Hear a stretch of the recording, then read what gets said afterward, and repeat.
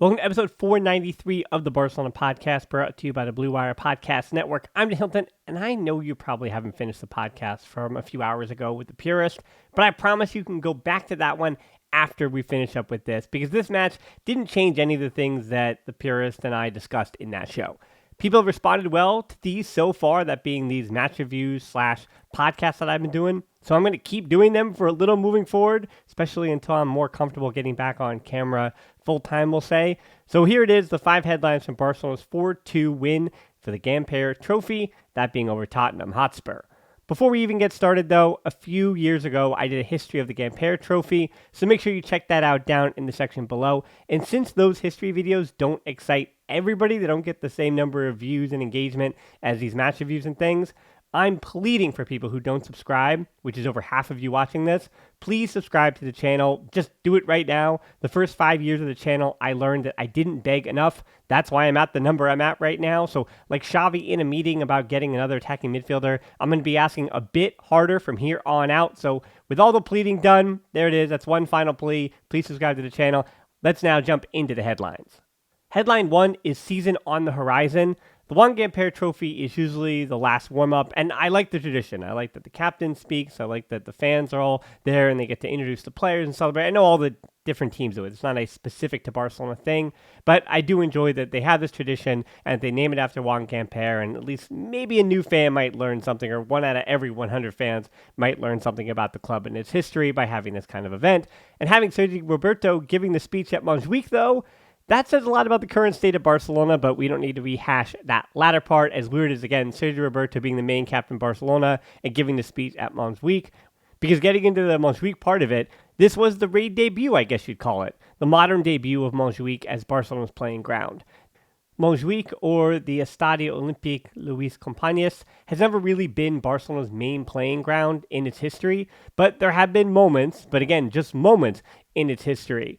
It's only primarily been what was American football team, you'd call it, a Barcelona Dragons American football. Again, that's why I'm using that term. They didn't play in the NFL, in the same league or anything like that, but it was called the Barcelona Dragons. They played there from 91 to 92, and again from 95 to 2002.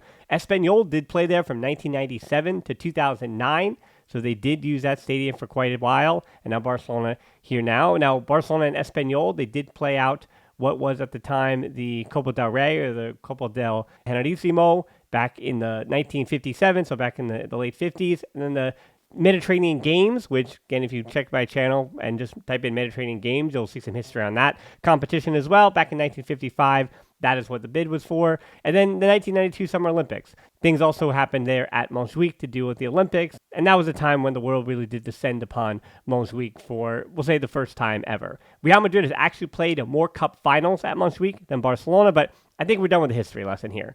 Because having gone there myself in the past, I concur with all the frustrations. The steps are mainly electronic, which should make it, in theory, easier, but it's still a hike to walk to those electronic steps, especially for those with less mobility. But Camp Nou isn't that much better. It's a bit more difficult to get to by public transportation as well, with less options on the way out especially. It's a really nice stadium. I mean, visually, it's a nice stadium, but it doesn't matter because I don't live there and I don't have a season ticket. Because they seem to have made up their minds. Out of 83,500 season ticket holders at the Camp Nou, less than 20,000 have taken the option to take their season tickets to Montjuic this season. The club reportedly wanted 27,385 to do so. So to be just 2/3 of the way to the goal isn't great for the gate revenue, which we know is especially important to Barcelona. But I will say that, as was the case with Barcelona by January of now 2 seasons ago when Xavi arrived, some good form to start the year will make the stadium a destination. I can almost guarantee that. If results are going in a positive direction and the team is exciting and playing the kind of football that locals want to watch, then they will come. The official number for this match was 35,224 fans, and that is frustrating because, as I just said, the stadium fits almost 56,000, so about 2/3 of where it should have been. That's not great. And as I just said before, gate revenue is more important than other clubs around Europe, and that is a big reason why, aside from those levers, it feels like Barca's purse strings are even tighter this summer. But I am getting ahead of myself. We have more headlines to go. Because lastly, the point of this friendly was to stay healthy and get some good vibes going into the season. As we'll discuss, Barca basically get a B- in both of those categories. Tottenham, for most of the match, understood the assignment, not bringing their best to even make the trip so you don't get them injured. No Harry Kane, no Hugo Lloris, no Kulusevski, no James Maddison, no Christian Romero. Son didn't play from the bench. They had little pressure to get a result other than the players on the field being the players who are looking to impress to stay relevant. Barcelona, because it is at their home stadium, it is their cup, the Joan Gamper Trophy, there is great pressure to get a result and win that trophy for the fans, and I wonder if Tottenham didn't help them out there late on in the game. That's a bit of conspiracy, Dan, but I don't know, some good things. Once again, we'll get to it. Headline 2, what worked early? The 1-0, that's how this game starts in around the 4th minute. Orlo Romeu sends Rafinha. Rafinha wins the race and finds Lewandowski at the far post. Lewandowski finishes. First touch on the bounce, maybe a difficult finish for another striker, but the Polish striker makes it look easy. And until the 20th minute, it was all positive signs. I mean, that's what was working for Barcelona. There were through balls galore. Other than the first goal, Balde in the 17th, and again a few minutes later, getting forward, getting in behind the defense, and unfortunately Lewandowski had a miss, Rafinha had a miss, and Barcelona didn't get that second. And then things got really gummed up, as we know. But what was really good, I think, to start the match, being positive about the first 20 to 30 minutes, was that the spacing and build-up between Romeu, De Jong, Gavi, and Pedri, I thought that Romeu, once again, was a positive here. And I'm not saying, and I know hyperbole is going to come into effect very shortly with Kool-Aid's, I'm not saying that he is a great defensive midfield option. There is still the idea that especially next summer, Barcelona need to be investing heavily in their pivot or defensive midfielder, whatever you want to call it, of the future. Romeu is a stopgap option, but I'm already saying through the preseason, what did I tell you that he was going to do more than anything else other than being safe? He was going to eat up a lot of minutes, and he was going to do his role to the letter, because that's what he did at Girona. And so far, I am seeing Girona's Romeu, which is really good. That's what I wanted to see. Clearly, he has gotten the proper instructions, and he knows what his role is next to De Jong in that pivot role.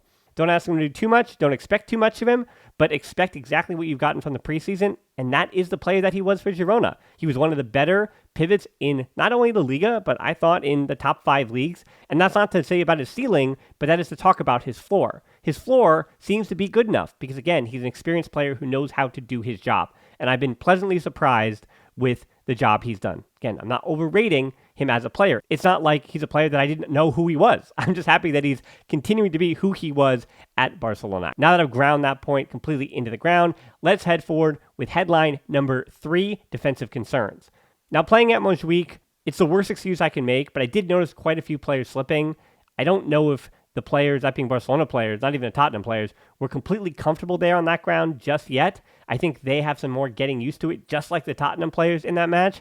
And it was another reason why I think, yeah, Tottenham had the 2 goals in the first half, but I did feel like even though the subs came in and things got a little wacky and wild in the second, it just felt better in the second for a lot of different reasons. But I even think the ball seemed to be moving better between the teams, and it just felt more like a proper football match in the second half, regardless of when the subs came in or anything like that. And I think that in the early going, yeah, there was the early goal for Barcelona, but I just felt like the first 30, 40 minutes even through the first half that both teams were kind of, I don't know, it was something about the pitch that they weren't totally loving, which even in the other preseason matches in the U.S., there were a lot of complaints about those stadiums too, and hopefully Montjuic is going to feel like home cooking, and Barcelona did kind of figure out where the little hops and the divots and the way the ball is going to move. I don't think they've gotten there yet. Talking about the defensive concerns, though, with that excuse, again, being completely thrown out the window, the 1-1, Pedri and Romeu, I know I just praised them, and they're 2 of Barcelona's most consistent players, but they are mainly to blame for this first goal. Neither tracked the runners, and Tottenham had numbers. Once that first shot hit the post, the rebound nicely went to Skip for the finish, and that was it. Anyone who's listening to this can quickly go and look at the thumbnails from the last few weeks even, over the summer, and the argument I have made about the importance of Pedri. Just because I'm criticizing Pedri in this moment is not some kind of broad stroke. In this moment, Pedri did not track his runner. In this moment, Romeu, who, again, I thought had a largely positive match, did not track his runner. Not too happy with it. That's how the 1-1 happens. The 2-1, Perisic crosses in for Skip, and this is rough from De Jong. Not good from De Jong. He didn't track him, didn't put a body on him, and too easy of a run from Skip. All Skip had to do, after he made his initial run into the back line of Barcelona, he had to just stay up there. He cut back, like 10 yards, and then made a strong run into the box, and De Jong just did not put a body on like he should have. And as weird as it was to see De Jong get the Man of the Match award, which I don't know too much about that. I don't know why that happened. I think it was because he is one of the captains and it just was good vibes and all that stuff. I don't want to say too much about it. I think De Jong has been good in preseason. I've been saying that when De Jong against Arsenal wasn't so great, it wasn't the best midfielder on the field, Barcelona struggled and they're conceding goals. In the other games, I thought De Jong was arguably the best midfielder on the field for any of the teams, and Barcelona were good. And I think more than any other player this season, even more than Pedri, because I think Pedri is consistently Pedri. De Jong is going to set the tempo for Barcelona on whether or not they're good in any given match. If De Jong is good, Barca may be good. If De Jong is not good, Barcelona may not be good. And I think Barcelona was not good because De Jong today was holding onto the ball a bit too long. His decision-making was slower than it should have been. I don't know if it was just fatigue or something like that, which is already a consideration. It was just preseason, but he just wasn't sharp. I don't know why. He wasn't sharp. And I know it seems like hypocritical for me to say this match felt like a broad stroke for De Jong about making some conclusion about him in the way that it didn't for Pedri and Romeu. But I think De Jong does dictate so much of the personality of this team in ways that I just said. Pedri and Romeu are more consistent in what they provide for you and what they do well, and they're going to do those things each and every match. And the variance for De Jong's performances is just so much greater than the other two. It didn't help that Gavi wasn't fit either. I mean, that's nothing, so I'm not too worried about anything for Gavi. Don't need to talk about his performance as the inside forward, which he did last season to good effect, and I expect him on the press to be ready for that charge. I think Tottenham really cut through Barcelona's press quite easily, and I am willing to, instead of getting worried about that and say that Barcelona's press is in danger, I'm willing to say that Gavi was not 100% fit, and if Gavi is 100% fit and had played the same matches that his teammates had, that maybe Tottenham would have had just a little bit more trouble dealing with that press. Ron Araujo was at right back again as well, need to be subbed off in the 30th. It was precautionary, you found out, for Getafe, which is totally fair, but the idea that Araujo felt something and had to be removed for precautionary reasons is still cause for concern because Inigo Martinez and Andres Christensen are also out. And I told you Eric Garcia would make somewhere between 10 and 15 appearances. As terrible as he is, that's the only reason the club would be hanging on to him, that being Eric Garcia. It's not like he's worth too much on the market either. And of course, we get to that special time in all these different podcasts and match reviews where you get to hear me talk about Eric Garcia because once again, I felt like the internet wanted to talk about him in an instance when I don't know why people were talking about him. He has an inability to cover space and he needs to be reactive, and that does not work against this competition. I did not learn anything to say that Eric Garcia should not be starting against Arsenal, should not be starting against Tottenham. That is not the caliber of player that he is. But once again, that is the paradox of Eric Garcia in this team. He is the fifth center back, he is dirt cheap, and he accepts his limited playing time hypothetically. Hypothetically, he's in this squad with the understanding that there are four center backs. We don't know about Alonso, but there are at least four center backs who are going to start over him each and every match that they are available. And so in theory, he will not be playing much, and he accepts that at cheap wages. He is not good enough, as I said, against UCL caliber opponents, but he is good enough for bottom of the half, and because of his ball playing ability, I take that farther up because of the speed of the Liga, and I say outside the top 2, 3, 4 in the Liga, he's good enough for 5 through 20, and I think anyone who overdoes how bad Eric Garcia is just looking for a scapegoat. This thing that he isn't good enough to be in the team, I think that's totally harsh. I saw people even talking about Faye, and maybe Faye will be good enough for that role even by April, but I just saw him in very few limited minutes. He immediately went back to Barca Athletic, so I think Xavi agrees with me that he needs more time to get his feet wet before it's his turn. He was only in Croatia, the second division of Croatia, that being Faye, for a few months. And yes, natural ability is natural ability, but he had just come from a program in Senegal to the second division in Croatia, has very few actual grown-up minutes under his belt. So give the kid a second before we're going to yell his name to throw him in there. And you've heard it from me before, too, about Eric Garcia. I get frustrated when we talk about players in absolutes. Eric Garcia is not a player that should be starting in any matchup where the lights are brightest. But comparing the center backs of Man City, which I saw plenty of, to Barcelona's is outrageous and almost an ignorance to the financial and business part of the sport. I mean, at the surface level even. I saw a ton of Eric Garcia not being good enough to be a professional even, or not good enough for La Liga. And again, that's crazy. After I just watched the goals, and his midfielders did him no help, making him the scapegoat is just exhausting to me. I will drag him and I will torch him when he deserves it, like any player in this team. But today, I once again don't think that was the case. But he does certainly, and I agree with people, enter in that conversation about the drop-off concern. That drop-off from Koundé or Araujo to Sergio Roberto, which we saw in this match. The drop-off from your 4 center backs, and the idea would be that Inigo Martinez is comparable to Christensen and Araujo and Koundé. So the drop-off from your 4 center backs to your 5th is alarming. I agree with that. The drop-off from Balde to Alonso is alarming. And the quick fix, of course, on that back line. You get Fresneda or you get Arnau Martinez. You don't think about it. You go out, you spend the money. And I think Barca are trying. I do. But I don't think they can spend the money. I think they are talking to Cancelo, and they're going through the motions on that. But even for Fresneda and Arnau Martinez, you get those players if you pay their release clauses. Arnau Martinez is $20 million. And then they also don't want to upset Girona too much because they just took Romeu. But again, pay the release clause, get the player. But Barcelona still clearly need funds to balance FFP. And, you hear that they're going to register everybody. But at the present time, there are 13 players registered for the weekend. So unless it's a free transfer for less than $5 million, it can't happen yet. And it's fair for Barcelona to be waiting longer in this window, almost at a last moment, to say, okay, between Arnau Martinez, Fresneda, and Cancelo, we got to get one of them. We got to figure out a way to get one of them.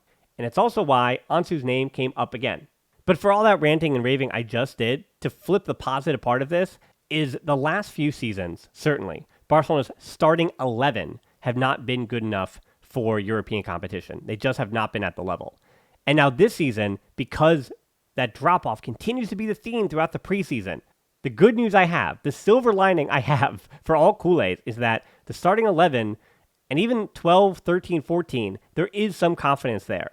The problem is that the bench still isn't good enough because Barcelona still don't have the money to reinforce their bench and truly make this an elite squad with full rotation where you do not worry about injuries. They're just not there yet. Headline 4 is "Width could work." I say that as a question, but I also say that with a lot of sarcasm. Who would have thought that width could work would be the better way to say that? The reinforcements entered in the 62nd minute. Ansu, Abde, Ferran, Gundogan, Inaki Peña, and Marcos Alonso. The wrinkle this time was that Abde was out on the right. Clearly Xavi testing him there. We know that he's better on the left, but can he do the right wing job? Because I think for even Xavi, he didn't expect Dembele to leave until last week. And you can tell, even in Xavi's mannerisms, the way he talks about Dembele, this was not his plan. And that is a man, that being Xavi, even if he does give his players freedom, like the purists and I talked about, Xavi still wants to have a plan. And when his plan gets thrown out of whack, you can tell, even watching the Amazon Prime documentary, when things don't go according to plan for Xavi, that little thing in his head, and we saw it as a player too, when things don't go according to plan, there is a great frustration in that man because he does want perfection. He does want to see his ideas playing out. He switched Barcelona to a 4-3-3, and then the team immediately looked more dangerous. Solomon, Bissouma, and Skip were immediately stretched out of clogging the middle, and they were forced to defend in wide areas, which put much more reliance on Perisic. He was Tottenham's best player the whole match, I thought, and he gave Roberto nightmares, but with his buddies a bit busier in the second half, he didn't have the same finishing product or finishing effect. It felt like Barcelona at that point, though, had lost the match, but it was still just 2-1 for most of the second half when that change occurred. So, whether you want to say that the match had broken down and that's when it felt like a friendly, Xavi did change things up. He has the weapons, he has the tools to change things up in a match, and that's a good thing. Because headline 5 is Lamine Yamal Calma, or not. Things really changed for Barcelona, really changed for Barcelona in the last 10 minutes, though. Fermin Lopez and Lamine Yamal on for Eric Garcia and Oriol Romeu, and De Jong shifting again to center back for the second straight match when Barcelona were looking to get some kind of result. The 2-2, the assist comes from Lamine Yamal, over the top, runs onto it. It was a nice ball from Koundé, the long ball, diagonal ball, perfect timing from Lamine Yamal to stay on side as well against Reguilon. And it was a well-timed run from Ferran for the finish as well. Had to stay on side, did just that, and then finished it confidently. A little bit of confidence from Ferran Torres for multiple matches in a row. Listen, people hate Ferran Torres. I hear it, we know it. There are the players in the squad that people hate. And on the wings, he has not worked for Barcelona, not denying that, which is where he's supposed to play, though. That's what he was bought for. So to say that he's a waste of money, still totally fair. He has not been good on his price tag. But after watching this preseason, I want you to get up, look in the mirror, and seriously ask yourself this question. Has Ferran Torres been better than Lewandowski this preseason in the middle? I'm not saying that he has. Lewandowski is starting every game he's fit for. We know that. But I'm simply just saying, ask that question when you think about Ferran Torres and Lewandowski right now. Because Kool-Aids, we might not like the answer, and it doesn't say as much about Ferran Torres as it does about Lewandowski. But back to the positive, happy stuff. Lamine Yamal, 16-year-old, picked up a foul too, and that only seemed to fuel his confidence at that point. I do like to see a young player, again, gaining confidence. He's a player that you want to see more of, and that's what's so exciting about it. I'm not talking about hype or anything like that. I'm saying what I say about all the young players that keep coming up and coming through. I said it about Ansu Fati. Again, this podcast has been around long enough that I was 2 years in when Ansu Fati made his debut. Enjoy the ride. Pedri at 16, under Koeman, same thing. Just enjoy the ride. Watching these kids grow from week to week and figure things out and problem solve and just have that special talent. With Ansu, who knows where they are at 20? At Ferran Torres for Valencia when he was 17. Who knows where they are at 23, 24? Who knows? But at 16, in this moment, just soak in just that moment. Watching this player learn like that. The 3-2, Ansu's winner, also being created from Lamine Yamal. And I also had to say, just sitting on my couch, I know he's special, but wow, what a move on the right. Second defender came, yeah, sure. He faked out Reguilon without the ball. That's, of course, what you're going to see in video over and over again.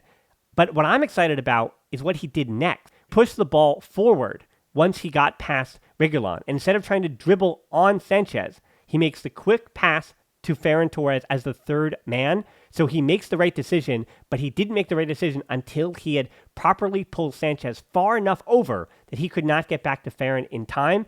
Ferran, who was wide open at that point, so the passing lane was open. Quick pass to Ansu, who was running into the space left by Sanchez, shifting over, and then Dyer was too slow to catch him. It was a tidy finish from Ansu as well.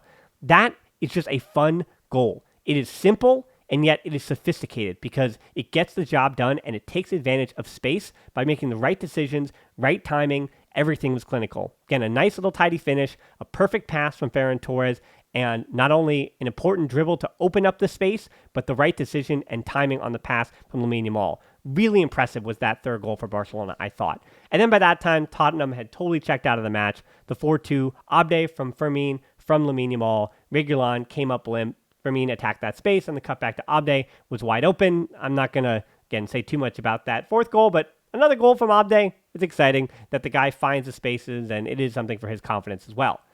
Last thing to talk about. I don't know if I'm going to be doing a second show this week. This might technically be the second show, so take your time with the Purist one. Take your time with this one, because again, the season does start on Sunday, so I want to make sure that I'm ready for that as well, and don't want to just throw too much at you in a week, but we'll see. If any big news happens, we'll deal with that then. Because, speaking of big news, the last thing to go over, Xavi said after the match about Ansu staying? I don't know. Until the 31st of August, a lot of things can happen. It will depend a lot on fair play. This is what I've been saying for months. Ansu's exit has 5% to do with football and 95% to do with his contract, amortization, and the blah, blah, blah of Barcelona's dire FFP situation, which, as we know, is different from the overall debt, which I don't want to do that for the billionth time, but there's a reason why Barca Athletic just grabbed one of the wonderkins of world football from the U17s in Darvic, why the basketball baloncesto was able to replace Mitrovic with Jabari Parker and the wages that he was asking for, and why the Femini are still in the transfer window looking to bring in some big, big talents. There's a reason why all those other different departments for Barcelona are able to make those decisions. Barcelona know about the loan, the Goldman Sachs they have to pay back for the stadium and all those different things. But when it comes to the first team, it is about FFP more than it is about total revenue, because the club does have an idea on how to bring in revenue over the long term. Again, it's all about the wage bill and the revenue that is not projected to be made by the move to Montjuic being so essential. I know people keep saying loan, and in a perfect world, sure, Ansu Fati goes out on loan, bangs in 23 goals this season for whoever it may be in, I don't know, Wolves, or keeps them up, or I think he can probably do better than that, but his agent is Jorge Mendes, so that's just why Wolves came to mind first, but maybe even a better situation than that for him. But I understand people saying the loan would do the trick, but it wouldn't do the trick. Even if it does for playing time, it wouldn't do the trick for Barcelona, because financially it has to be a sale, because taking Ansu's wages off the wage bill doesn't really solve that much this season. Maybe it can help you bring in a right back, and more importantly, maybe it helps you register everybody. And that's a big, more worrying sign that we'll know about in the next few days.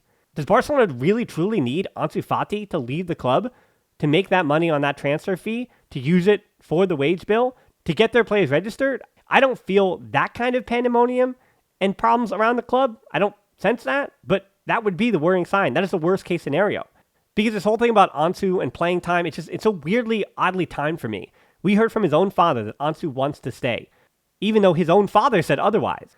Others have spoken for him about his intentions, but I think Ansu is as stuck in as Rafinha and Ferran Torres and all the other players that the board, I think very nicely through the media, asked, hey, you sure you don't want to look for another club so we can do the business that we want to do outside of you?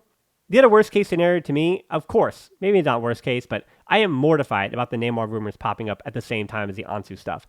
I am asking this question and just throwing it out into the ether as well because I'm not sure of the answer. I hear that fear that Barcelona needs a superstar, that the club might be worried that without a real superstar, which is what Lewandowski was supposed to be, and that Pedri might grow into, and De Jong, but that they don't have a real attacking superstar in the game to get people to Montjuic, that they're worried about the revenue and they're worried about all those things. And I really just throw this question, as I said, out into the ether. I don't know the answer to this. Is Neymar really still that in a global market? Is Neymar really still that popular? I don't know. Like, he plays 30% of matches for PSG. And not to say PSG was a wasteland. It's so weird because I don't really have a sample size. Like, the internet doesn't tell us this. I try to look up jersey sales, but even that doesn't really do the trick. He's Brazilian. We know that, sure, but it feels like other Brazilians are also making headlines in recent national camps and all that stuff. All I know is that I have next door neighbors, little kids, and they've got PSG gear on.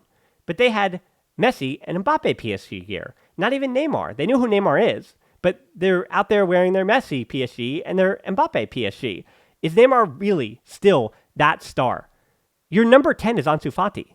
And I know that he's not a star. I know his performances have not made him marketable the way Barcelona, I think, really banked on.